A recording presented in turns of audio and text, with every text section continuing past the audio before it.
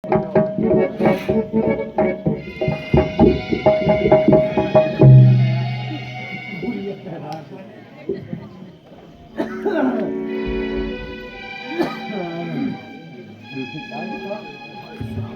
साहब, बहुत अच्छी बहादुरी दिखाई और कुछ बनना पड़ा तो घर में घुसकर ही जान बचाई। जरा बाहर आओ भाई। अरे सदाई, मालूम होता है कि तेरी खोपड़ी फिर कुचलाई है। बाहर भी आएगा या घर में बैठे बैठे ही बातें बनाएगा? ओ शैतान, तू इसी तरह जवान चलाएगा और अपनी शरारत से बाज ना आएगा। स्वामी जी, जरा ठहर जाइए और मेरी प्रार्थना पर गौर फरमाइए। बेहतर तो यही है कि तुम चुप ही रहो, वरना जो कुछ कहना है जल्दी कहो। प्राणनाथ, सुग्रीव आपका भाई है। जिस माता का आपने दूध पिया है उसी की गोद में उसने भी परवरिश पाई है। आप दोनों की दुश्मनी प्रजा पर बुरा प्रभाव डालेगी, इसलिए अच्छा यही है कि आप उसे उसका हक दे दें। हाँ हाँ, मैं समझ गया। प्यारी रोमा के सौतिया डहा ने तेरा सीना चकनाचूर कर रखा है, इसलिए यह बातें बना रही है। मैं आपके चरणों की सौगंध खाती हूँ और आपको विश्वास दिलाती हूँ कि मेरा दिल अब ऐसे ख्यालातों से बिल्कुल पाक है। सिर्फ इसलिए रोती हूँ कि यह लड़ाई आपके लिए सख्त खतरनाक है। बस बस, अधिक जवान न चला और मेरे सामने से हट जा। ना मैं उससे डरता और ना किसी हिमायती से परवाह करता हूं। क्या तू मुझे ऐसा कार बनाना चाहती है? एक हिमायती क्या, अगर 1000 हिमायती भी आ जाए तो भी बात ही क्या है। और इन नादान छोकरों की तो बात ही क्या है। और अगर तू ज्यादा जवान चलाएगी तो तू भी सख्त सजा पाएगी। ओ भाई साहब, घर में ही बैठे बैठे बातें बनाओगे या बाहर भी आओगे?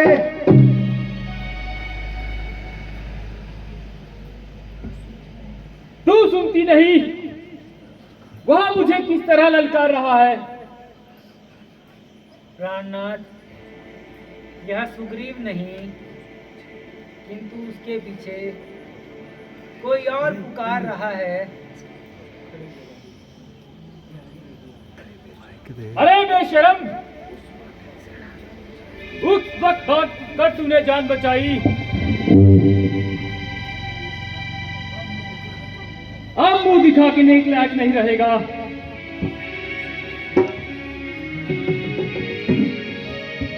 मेरा हक मुझे दे दे मेरे भाई। ना कुछ झगड़ा ना कोई लड़ाई। सिवाय आवारागर्दी के तेरा कोई हक नहीं। तो तुम्हारी मौत में भी कोई शक नहीं। क्या जिंदा जाएगा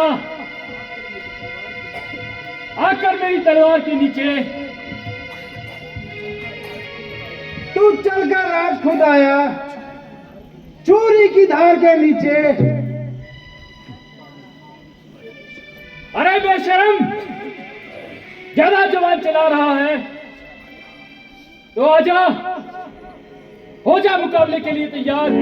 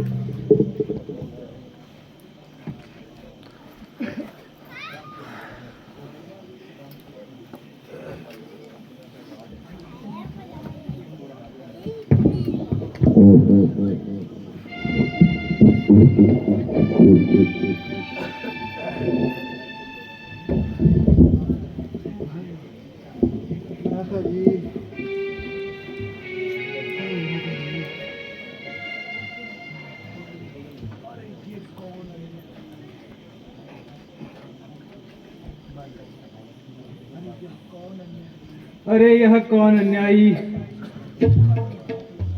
जिसने छुपकर घात लगाई।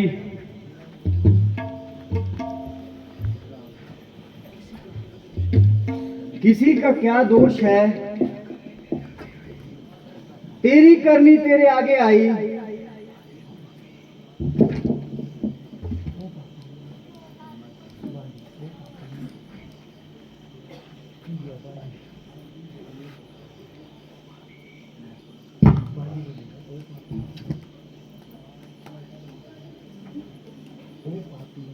ओ पापी,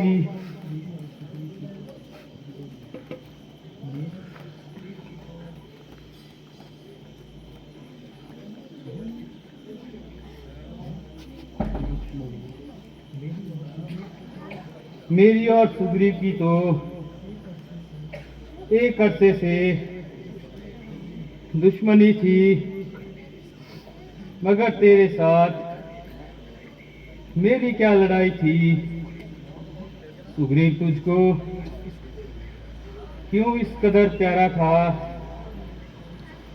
और मैंने कौन सा तेरे बाबा का खेत उजाड़ा था। अगर सीता की रिहाई के लिए इससे दोस्ती डाली है तो यह तेरी खामख्याली है। अगर तू मेरे पास आता तो मैं सीता को क्या, अगर चाहता तो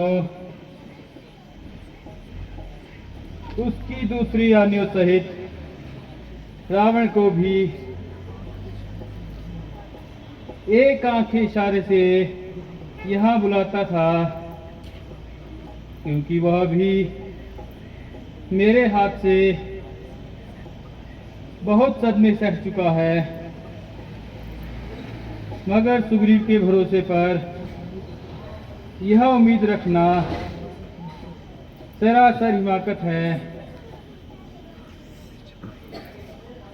इसमें शक नहीं कि तुम्हारी एक एक बात जले हुए दिल से निकलती है,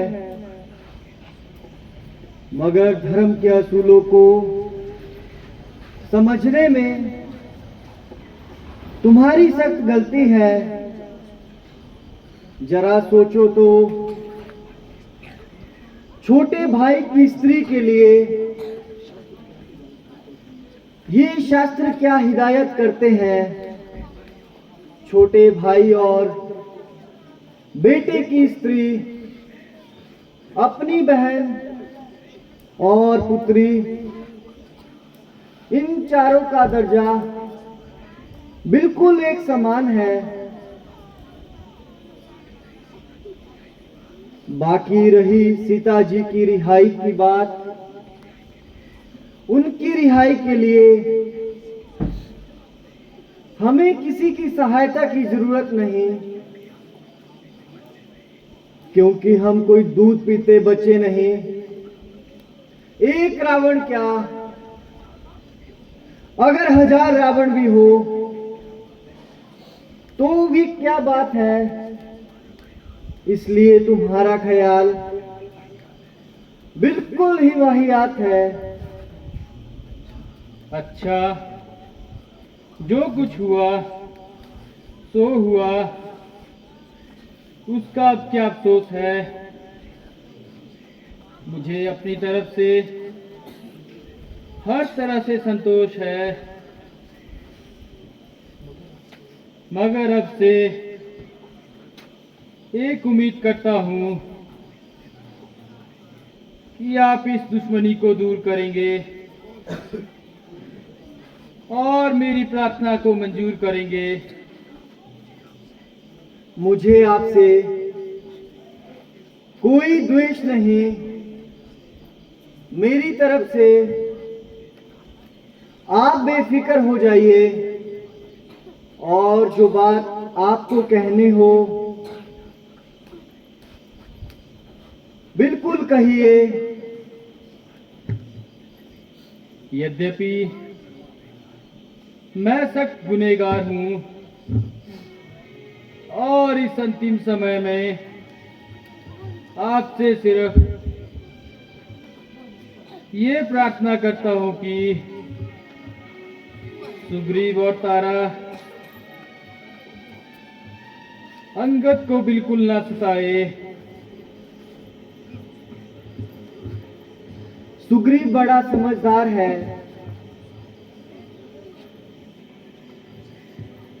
और उसकी तरफ से मुझे बिल्कुल यकीन है वह हरगिज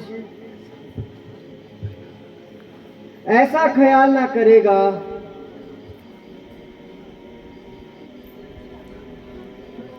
अगर वह तारा और अंगद को जरा भी तकलीफ पहुंचाएगा तो बेशक अपने किए की सजा जरूर पाएगा।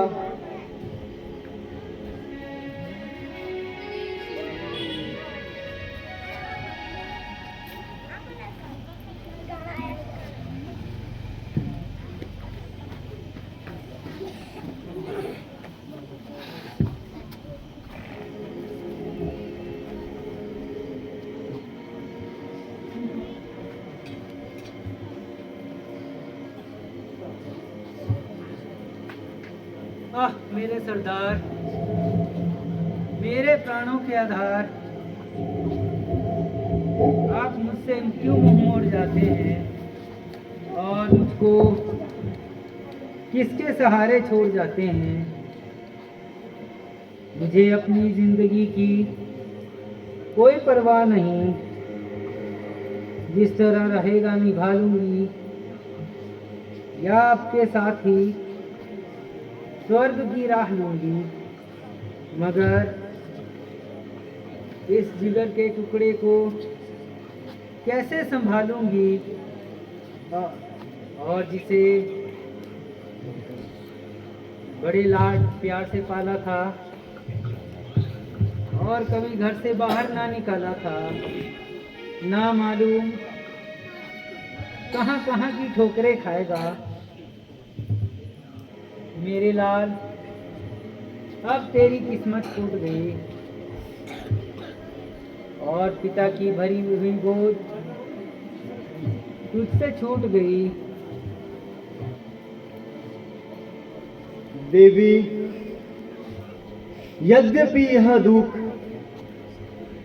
आपके लिए बड़ा सख्त है, मगर अब सब्र करने में ही भलाई है। बाली का आपके साथ बस इतना ही संबंध था और इस कुदरत की तरफ से आपका संयोग भी इतने तक ही सीमित था।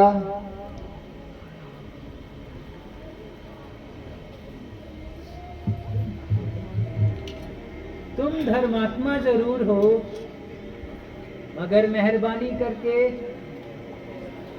जरा मेरी आंखों के सामने से दूर हो जाओ। अरे बेरहम अन्यायी, किसी से झगड़ा, किसी से लड़ाई, मगर तुझको बिना वजह यूं हत्या करते हुए गैरत न आई। भाई भाई का आपस में तकरार था, तुझे बीच में कूदने का क्या अधिकार था?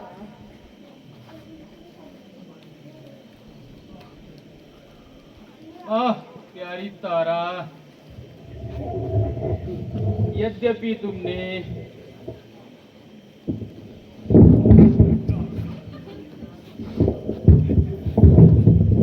मुझे बहुत समझाया, मगर अफसोस मैंने तेरी नसीहत से कुछ फायदा ना उठाया। मगर अब किसी पर भी गिला या अफसोस ना करो। बेहतरी इसी में है कि जिस तरह हो सके सुख और संतोष करो। मुझे अपनी बुराइयों का नतीजा मिल गया।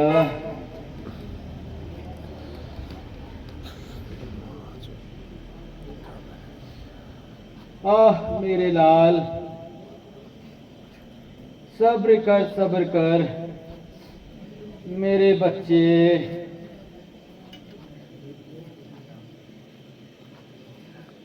तेरा धन मेरे कलेजे को चकनाचूर कर रहा है।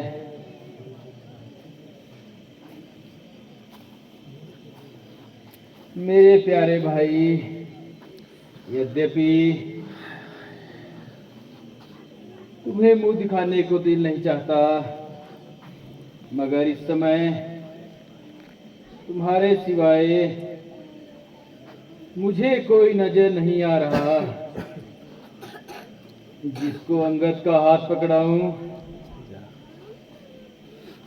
और आखिरी कद से छूट जाऊं।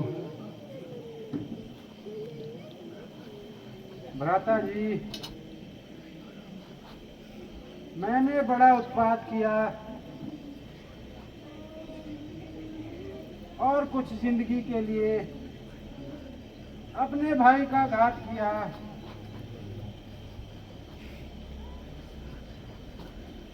मैं इस राज को लेकर क्या सुख पाऊंगा और ईश्वर के सामने क्या मुंह लेकर जाऊंगा।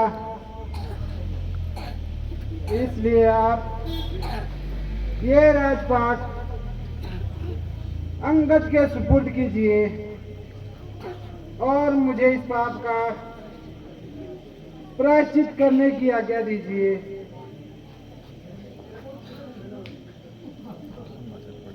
जरा अपनी तबीयत को संभालो और ऐसे ख्यालात अपने दिल से निकालो। यदि ऐसे ख्याल करोगे तो जो रामचंद्र जी से वादा किया है वह किस तरह निभाओगे? जो प्रतिज्ञा उनसे कर चुके हो उनको पूरा करने के लिए तुम अपनी जान पर खेल जाना। मेरी अंतिम घड़ी नजदीक आ रही है। ओ जाली मौत मेरे सिर पे मंडरा रही है। हे परमेश्वर,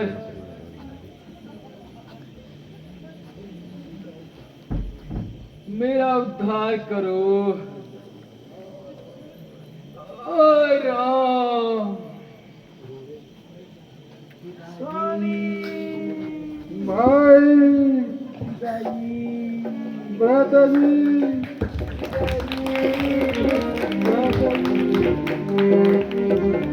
देवी सब्र करो।